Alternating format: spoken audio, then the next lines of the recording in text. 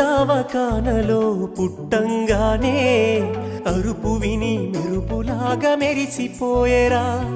చెంప మీద ముద్దు పెట్టి గుండెకు హత్తి బిడ్డాని కళ్ళల్లో వెలిగిపోయేరా.